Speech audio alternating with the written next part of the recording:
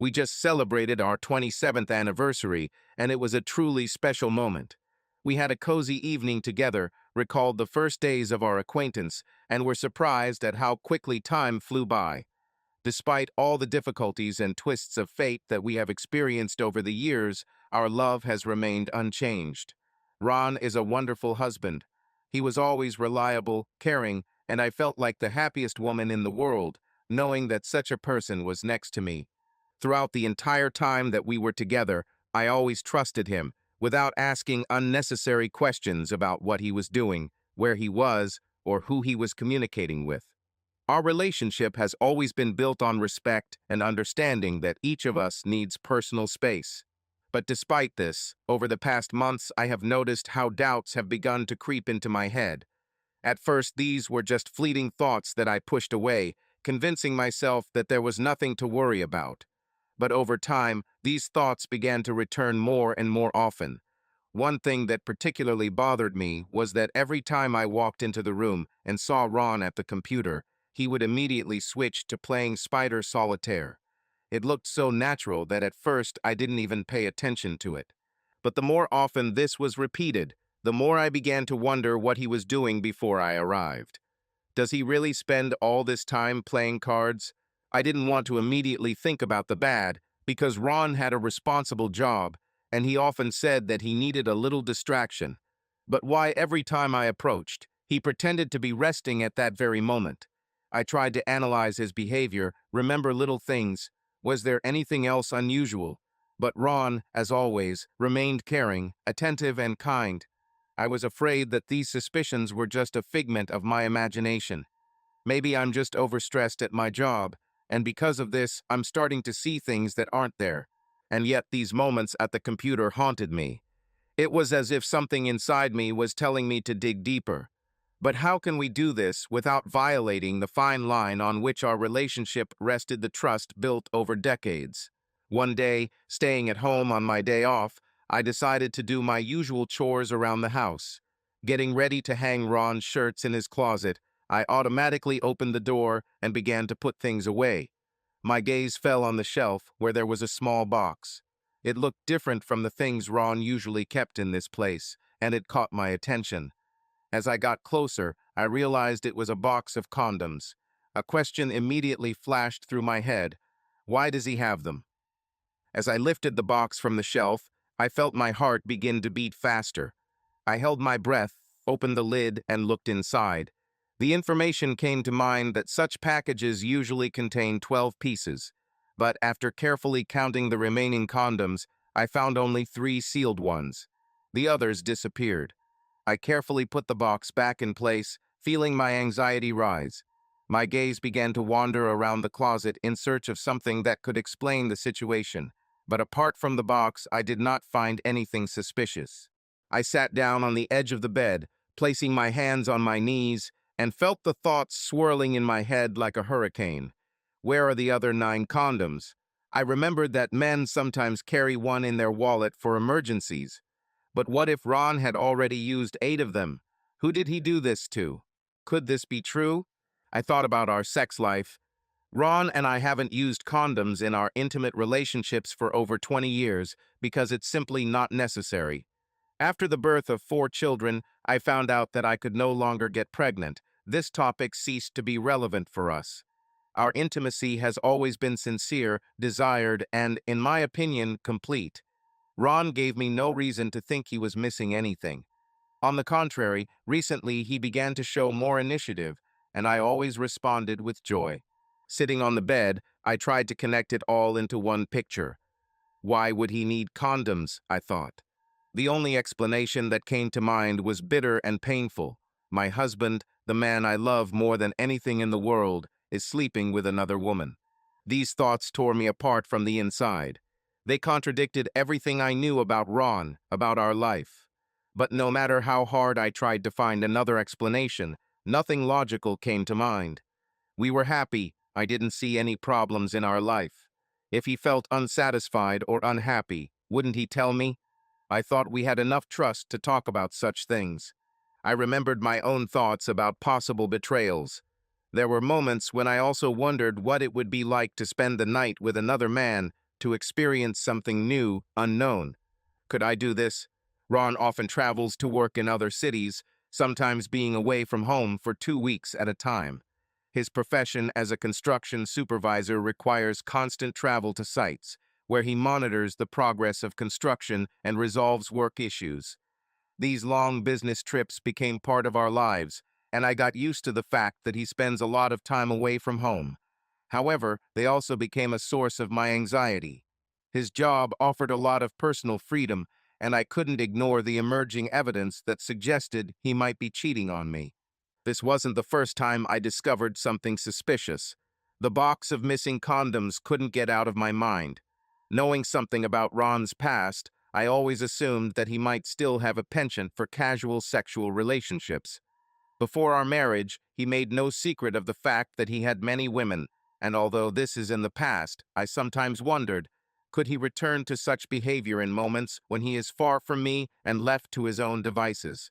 He often assures me that his business trips are full-time work.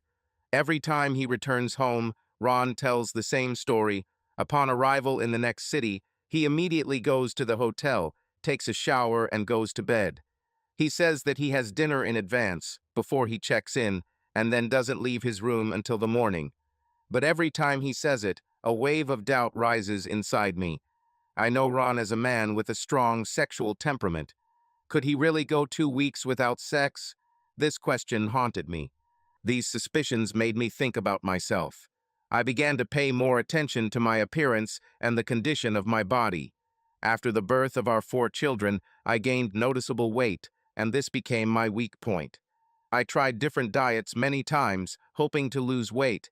At first, I really lost weight, but every time I returned to my usual lifestyle, the kilograms returned, often with an increase.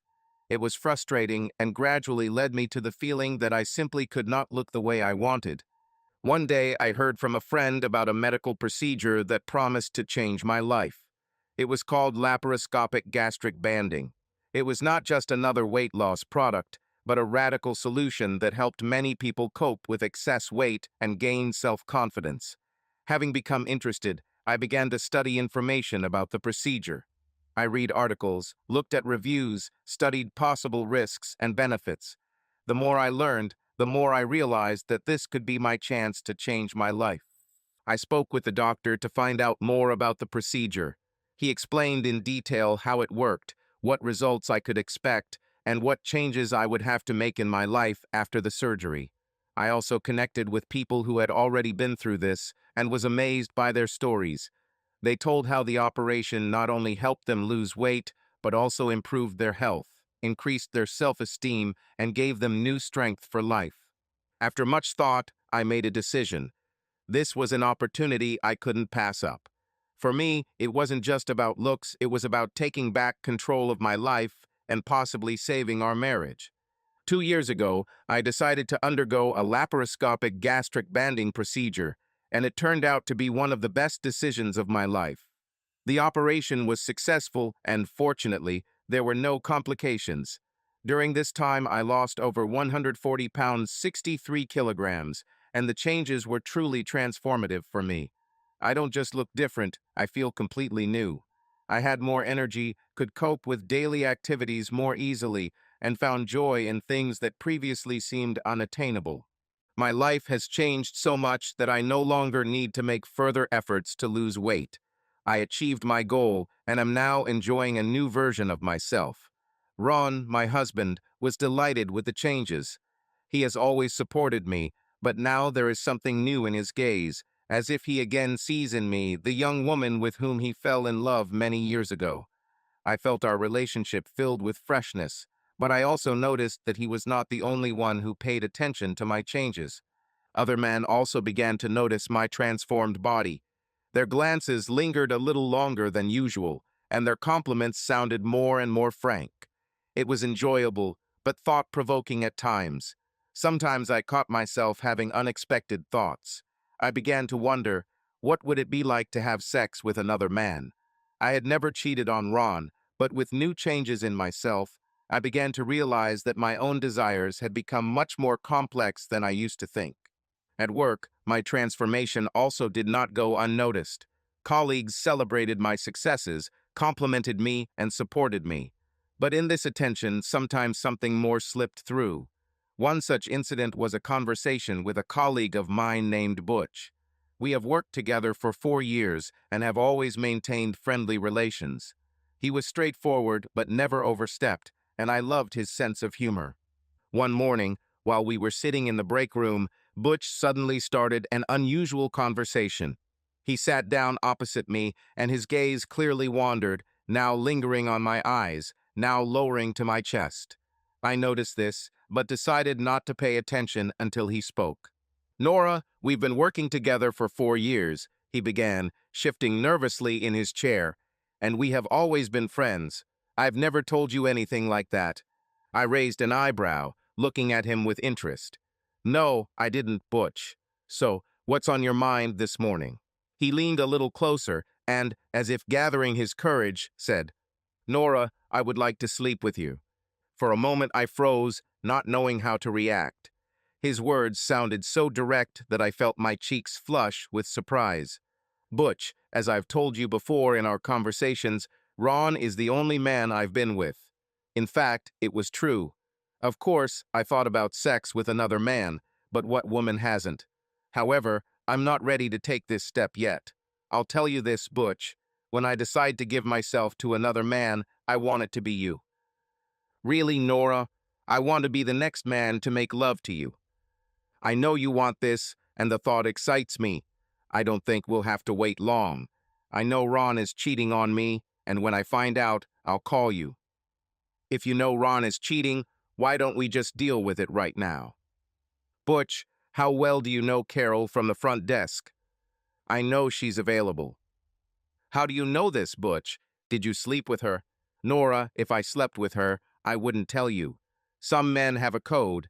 They don't tell other women who they slept with. When I get to you, you won't want me to tell everyone about you either. But to answer your question, no, I didn't sleep with that woman." "Then why do you call her accessible? You saw or heard something to make such conclusions." "There are men who tell details and make it clear what kind of woman is ready for intimacy." "Would you sleep with her if given the chance?" "I don't refuse sex with women, and there must be a very good reason for me to refuse." "You really want to sleep with me, right? Why did you choose me?" "You are a beautiful woman, or rather, sexy. I watched you lose weight. When you pass by, men turn around, and we, of course, look at you. I'm sure other men at work also dream of being in bed with you." "People told me Ron was cheating. I'm 45, and he was the only man I've slept with. I'm thinking more and more about trying another man, just to know that my sex wasn't just with one person. I might even become the easy target you think Carol is. Since you know he's cheating, why don't you just do it? You've already decided that you want another man, so let me take you to a motel. Carol is my good friend, and we share intimate details with each other. We are colleagues and both married. One thing I know for sure, she loves sex, but not with her husband. When I decide to sleep with another man, you will be the next one to make love to me." "Well, I'll wait for your call," he said as we left the break room. "I don't think I'll have to wait long before I know what I want to know about Ron and Carol," I said as I walked toward Carol in the records department. "Hi, Carol. I came by to invite you and Rick to dinner on Friday. We'll cook steaks and there'll be beer." "Thanks, I'll come, but I'm not sure about Rick," she replied. Friday evening. "I think I hear Rick and Carol driving up," Ron said as he flipped the steaks on the grill. "Hi, Carol. Where's Rick?" I asked as she walked onto the patio. "He's busy at work and won't be able to come," she replied. "You and Ron stay here and talk, and I'll go prepare the salad and bread," I said and went into the house. Carol and Rick visited us once when I first invited them. Today was the 4th time Carol came alone. I never suspected that Ron and Carol could be lovers until one of my colleagues said that Carol was an approachable woman and would not miss the chance to sleep with Ron. Today, she was wearing a low-cut blouse that barely hid her breasts, tight jeans, and shoes. I headed to the patio door to ask Ron about the steaks. When I opened the door, I noticed that Carol was already drinking her second bottle of beer and was standing too close to Ron. They both looked like they had just been caught. Ron's face turned red, and I was sure it wasn't because of the beer. I realized that something was happening and decided to be on guard. "The stakes are ready," said Ron. "I'm ready too," I heard Carol say to Ron when she thought I wouldn't hear it. "Quiet," Ron whispered. "Don't let her hear." "Well, it's true," Carol replied as Ron opened the door for her to enter the house. "Carol, sit in your usual seat. The steaks look delicious, and I'm already hungry. Let's sit down and eat," I said. We sat down at the table and started eating steaks, salad, and bread. I noticed that Carol was drinking a lot more beer this time than usual when she visited us. I knew the conversation would inevitably turn to sex, and it did. "Nora, you look amazing after losing weight. Ron must be proud of you," Carol said, looking at Ron. "I'm proud of her and love the new Nora. She looks so sexy in that outfit today that I would love to take her to the bedroom right now and make love to her," Ron said, looking at me. "Ron, don't say that when we have guests, especially in front of my friend and colleague. You've drunk too much beer, it's making you talk nonsense," I replied in a loud voice. "Nora, don't worry about what he said. You really look sexy, and I'm sure Ron isn't the only man who wants you," Carol said with a grin. "I may be sexy, but I'm unlikely to let another man. At least not now," I replied. "I need to go to the bathroom." "I'll be right back," I said, getting up from the table and leaving the room. I stopped outside the kitchen door to eavesdrop on their conversation. "Why did you tell her that other men want her?" Ron asked Carol. "Because it's true, and she knows it herself. Men compliment her and want her. These are not just words, they really want her. If she wanted, she could sleep with a different man every night for 2 weeks. The number is a bit high, isn't it? Do so many men really want Nora? Either way, I don't think she'll go for it." "And why is this? Do you think she won't cheat if given the opportunity?" "I am the only man she has ever had, and I will remain the only one." "You sound too confident. Everything can change when she finds out that you are cheating on her. You and I are the same. You can't get enough because you always want the woman you never had, and I always want more men. You love sex, and so do I." Listening to this conversation outside the door, I realized that Carol was hinting that Ron had slept with her. I went to the bathroom to think about what I had heard, and then returned to the kitchen. They were standing at the sink, and I was sure they either kissed or did something else. One thing I knew for sure was that Carol wanted Ron to sleep with her that night. "What's going on here?" I asked, returning to the room. "We just decided to get some exercise," Ron replied as if nothing had happened. They both hurried back to the table. "Carol, how are you and Rick? You recently said that you have problems," I asked, trying to direct the conversation in the right direction. "Yes, everything is still the same problems and empty talk. I've gotten to the point where I almost don't let him come near me. I need a man who can satisfy me, but he can't. We hardly have sex," Carol replied. "How many times does he make love to you in a week?" Ron asked, looking at her. "Rick hasn't been in bed with me in 3 months, and it's my decision," Carol said with obvious mockery. "3 months without sex? This must be difficult," I asked, already guessing what I would hear in response. "I didn't say 3 months without sex. I said Rick hadn't been in bed with me in 3 months. But there were other men. I love sex, and I'm not going to give it up when there are so many men around who want me," she said with a smile and took a sip of beer. "So you and Rick are still living together and are officially married," Ron clarified. "Yes, we live together and we have a marriage certificate. But he just doesn't get what he considers his from me," she replied. "I couldn't live with Nora if she refused to give me sex when I needed it," Ron said to Carol. "That bastard said he had nowhere to go. I let him stay until he found a place to live. And yes, I know what the next question is, so I'll answer right away. Rick knows that other men have been with what he once called his woman. He thought no one else could get it, but they did, and I continue to get everything I need," Carol said, downing another beer. I realized that she began to talk more than she should because of the drink. This was the chance to ask her one last question. So you said that Rick no longer gets sex from you, but you continue to do it with others. Don't you think this is a severe enough punishment for him to start letting him sleep with you again? If I caught Ron cheating on one of my friends, do you think I should do what you did and find another man and sleep with him? Don't know. I think if you found out he was cheating with your friend, that would be a good reason to find another man, Carol replied. What if I come home after meeting my lover and have sex with Ron? Wouldn't this be a good way to punish him for cheating with my trusted friend? I said, looking at her intently. I wouldn't want to be with you right after another man. Ron started to say, but I interrupted him. Cheat on me, and if I find out about it, that's exactly what will happen. I will find a man, let him make love to me, and return home for you to do the same. You won't even know until it's too late, I said. Would you really do this to me? Ron asked in surprise. Since we are all openly talking about sex today, let me say something. I know that Carol wants to be with you, and I know that you want it too. I don't know if this has already happened between you, but it is clear that she is counting on this tonight and hopes that it will be with you. As for me, I can change my plans if I want. I thought about it. What woman hasn't thought about it? I told both of them. Honey, I've never cheated on you, and I don't plan to, Ron said. The same goes for me, Nora. Of course, as I said, some men have had relationships with me, but you are my friend, and I couldn't be with Ron, knowing that you are one of my best friends and colleagues. This doesn't mean Rick will be the only man for me. It's too late for that now. I like to meet and date different men. But believe me, I've never been with Ron. It's not that I didn't want to, but there was simply no chance, Carol answered. I knew they were both lying. Then I shared my plans for the next weekend.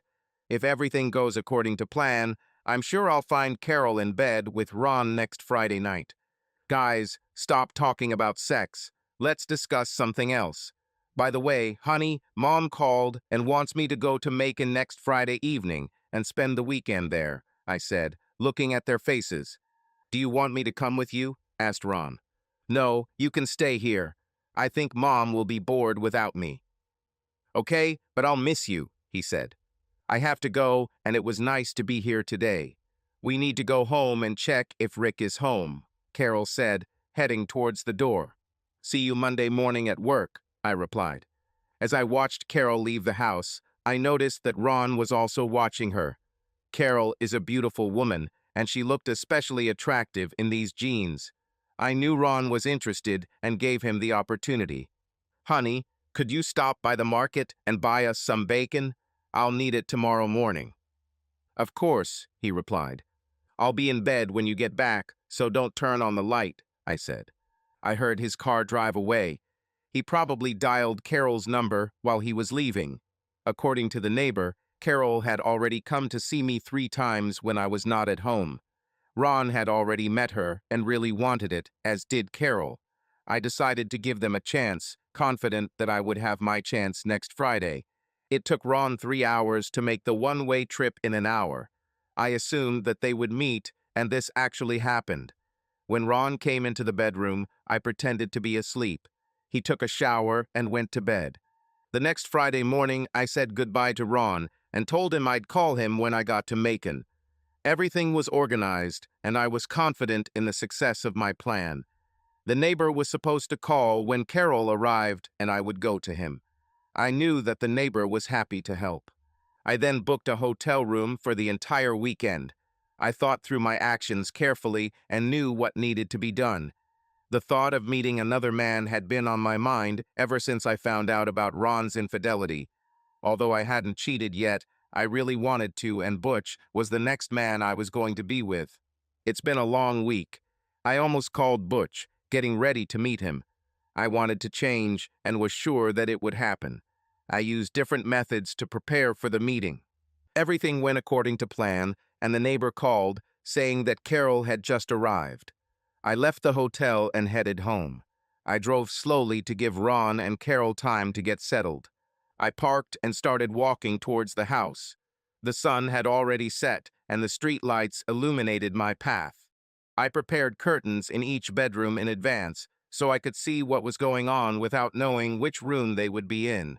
I walked to the west side of the house and looked into our bedroom. They were there, and it really upset me. He could have chosen another room rather than ours. I crept closer and looked out the window. I heard their conversation. "Are you sure she's already left town? I don't want her to come back and find us," Carol said. "Don't worry, she went away for the weekend and left in the morning. Nora said she would call when she left on Sunday afternoon. I'm glad you let me choose the bedroom for this evening. Your car seat is fine, but I prefer to be in the bedroom. Have you been in the car with Nora yet?" Carol continued. "No, but I don't need it when I can be with you. If she wants to know if she can, she should find another man," Ron replied.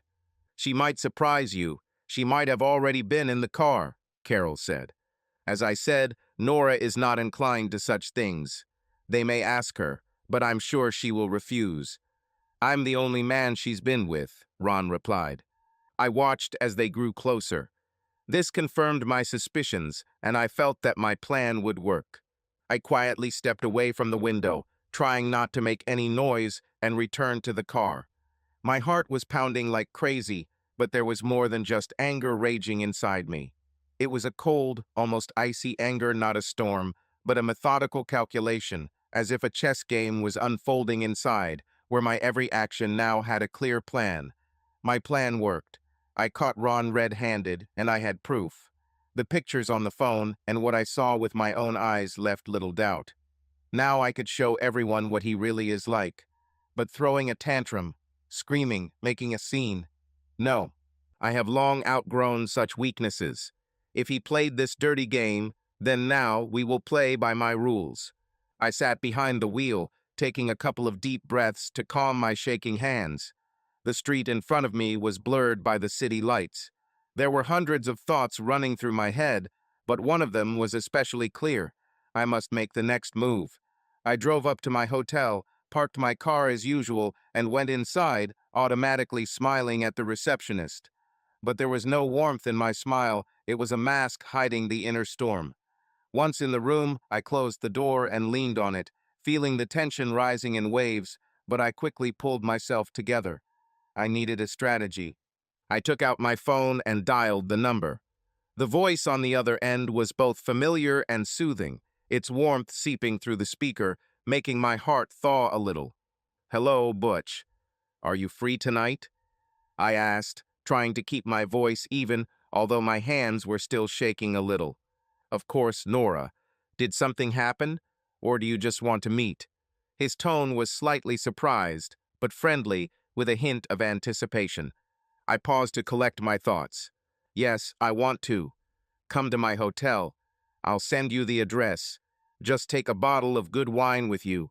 I think we need to celebrate."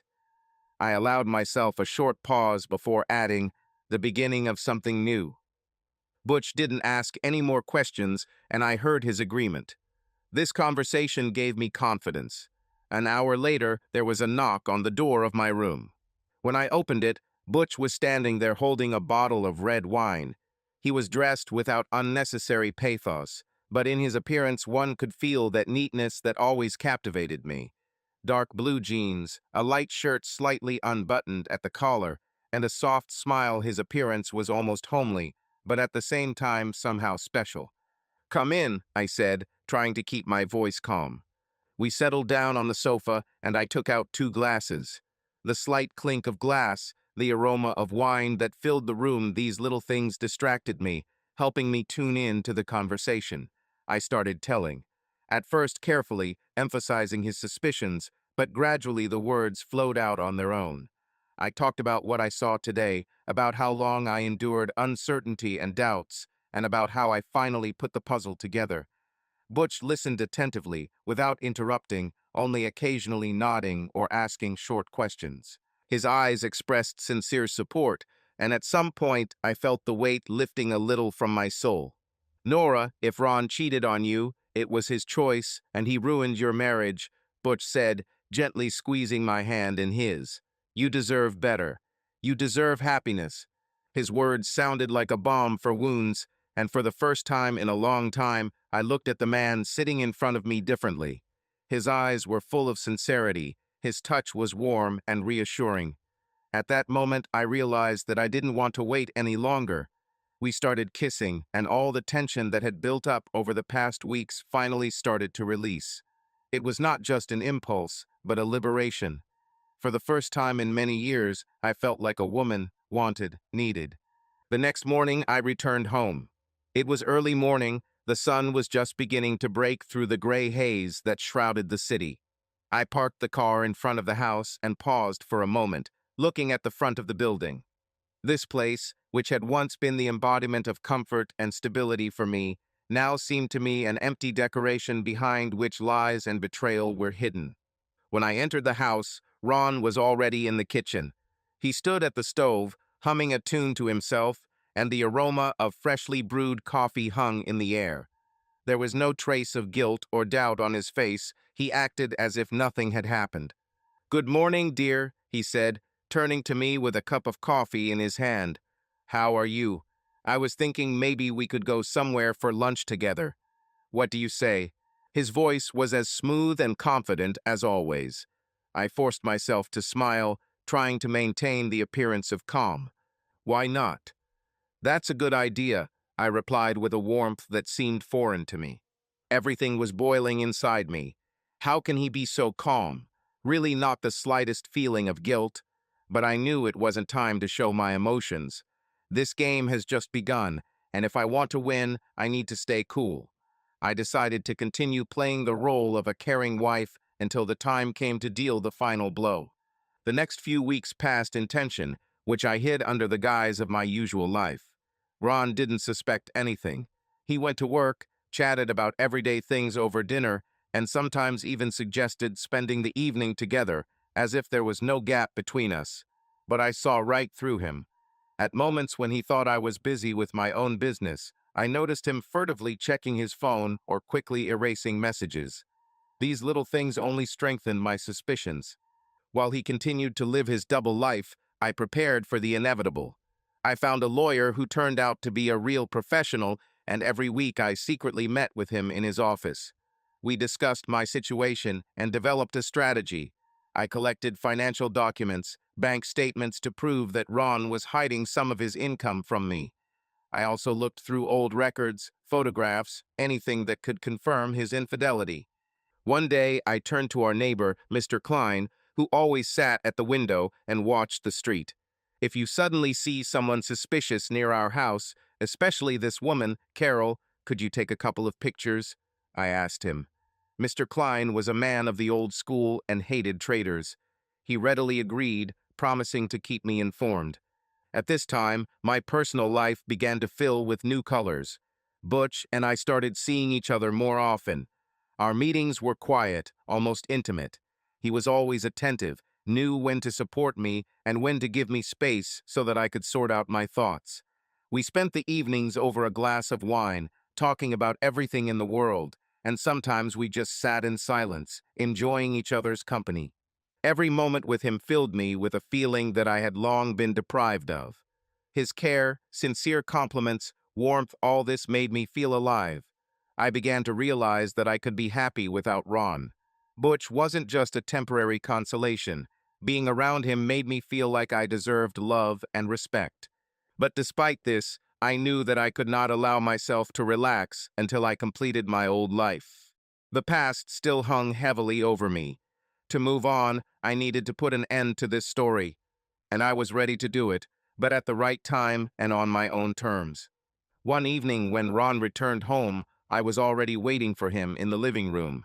The room was lit by the warm light of the lamp, and at first glance the atmosphere might seem calm, almost homely. But on the coffee table in front of me lay a box with documents, photographs, and a couple of flash drives, material evidence that should have dotted the I's once and for all. I sat on the sofa, clutching a cup of long, cooled tea in my hands, but my thoughts were far from all this. As Ron entered the house, I heard his footsteps stop in the hallway. Perhaps he sensed something was wrong, noticed a change in my posture, in my facial expression. He walked slowly into the living room, taking off his jacket and throwing it over the back of the chair. "Hello, dear," he began as usual, but his voice sounded strained. His gaze immediately fell on the box on the table. I raised my head and calmly looked into his eyes. "Ron, we need to talk," I said in an even cold tone that left no room for doubt. A hint of concern appeared on his face. He tried to smile, but the smile came out crooked. "What's happened?" he asked, although it seemed that he already guessed the essence of the conversation. I took the box and pushed it slightly towards him, without looking away. "I know about you and Carol, and I have proof," I said with emphasized calm, although emotions were seething inside me. Ron froze. His face first turned pale, then red, as if the blood was rushing in and then receding from the skin. He opened his mouth to say something, perhaps to justify himself or lie, as he had done before. But I raised my hand to stop him. "Don't bother yourself, Ron. Nothing you can say now matters," I continued. "You made your choice, and I made mine. I don't want to live a lie anymore. Tomorrow morning, I will file for divorce. And yes," I paused to emphasize the significance of my words, "I have already found a lawyer." I stood up, taking the cup to put it away in the kitchen, but in reality, I needed a few seconds to collect my thoughts. When I turned to him again, he was still standing there, rooted to the spot. His lips trembled, and he finally said, "Nora, this is all a misunderstanding. We can fix everything." I smiled, bitterly, almost tiredly. "To correct? Ron, you betrayed me. How many times have you looked me in the eyes and lied? How many times did you promise that everything was fine? It can't be fixed. You destroyed what was between us, and now you have to live with the consequences of your actions." Ron didn't say anything else. His gaze dimmed and his shoulders sagged. I saw in front of me not a strong, confident man as he seemed before, but a weak, confused man who realized that he had lost. But I felt neither pity nor sympathy for him. These feelings died a long time ago, buried under layers of lies and betrayals. In the following weeks, my life began to change dramatically. Divorce has been a difficult and emotionally draining process. Endless discussions with a lawyer, formalities, meetings, documents that needed to be signed. But I held on. Every step forward reminded me that this was a movement towards freedom. I learned to rebuild my life, step by step, day by day. Meanwhile, my relationship with Butch deepened. He was my refuge, my safe haven in a sea of chaos. We met more and more often, spent evenings over a glass of wine, long conversations or silence that spoke more than words. He supported me in everything, didn't rush me, but didn't let me go either. With him, I felt real without masks, without pretense. When the divorce was finally finalized, I felt incredibly relieved. It was as if a huge weight that I had been carrying on my shoulders for years suddenly disappeared. I sat in my new home, small, cozy, but so personal, and for the first time in a long time, I felt real freedom. Freedom from lies, pain, and deception. Now I could start a new chapter of my life. A chapter where there was no place for betrayal, where I was the master of my destiny. And I knew that there was something real ahead of me, something that I deserved. After the divorce was finalized, Nora felt like a huge weight had been lifted from her shoulders. Her new life began not just with a clean slate, but with the awareness of her own strength and value. The first thing she decided to do was change the situation. The house she shared with Ron was filled with memories, and Nora knew she needed a new place to start over. She bought a small but cozy house in the suburbs. A spacious living room with a fireplace, a bright kitchen overlooking the garden, and a bedroom with a huge window through which soft light penetrated in the morning became her personal space. Nora furnished the house the way she had always dreamed of, minimalist, but with cozy elements, soft blankets, cozy chairs, and shelves filled with books that she had long wanted to read. Her children were on her side. The eldest daughter, Jessica, helped with the move and interior design, and her sons provided moral support to their mother. They often visited her, bringing her groceries, helping in the garden, or simply spending time with her. One day at a family dinner, Jessica said, "Mom, you have changed so much over the last year. You're shining. I'm proud of you." These words moved Nora to tears.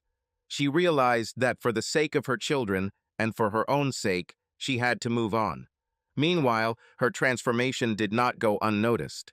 At work, Nora continued to receive compliments from her colleagues, and some of them began to show more attention than before. Butch remained close, but now Nora felt more confident in her desires and intentions. She was in no hurry to make a choice, allowing herself to enjoy the attention that she had lacked for so long. One evening, Nora received an invitation to an event from her boss. It was a charity party where company employees and partners gathered. She spent a long time choosing an outfit and eventually chose an elegant black dress that emphasized her figure and classic shoes.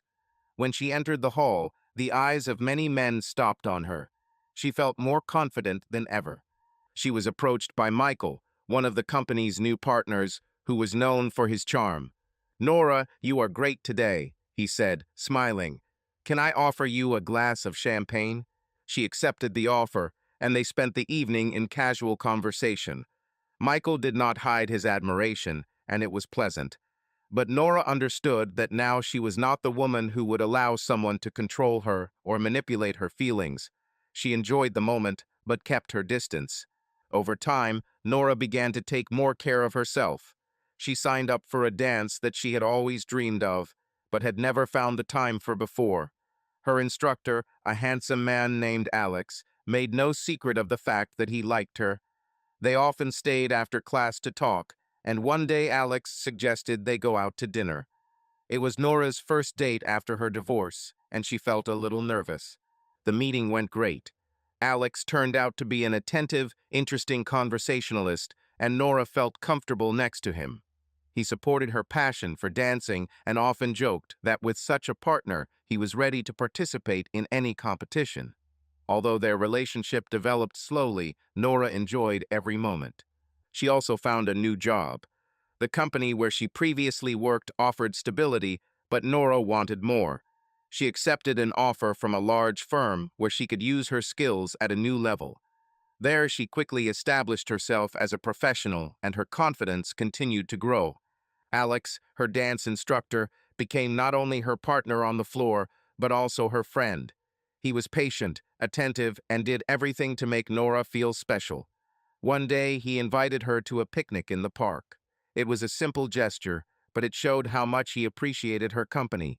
They laughed and shared life stories, and Alex spoke admiringly of how Nora inspired him with her perseverance and strength.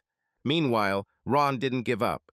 He sent letters, left flowers on her doorstep, and even came to her office to see her. Nora remained firm, avoiding him. But one day, he waited for her at the exit of the dance studio. "Nora, please give me a chance to explain everything," he began as she tried to pass by. She stopped and looked at him. Ron looked different, tired, resigned. "Ron, I'm listening.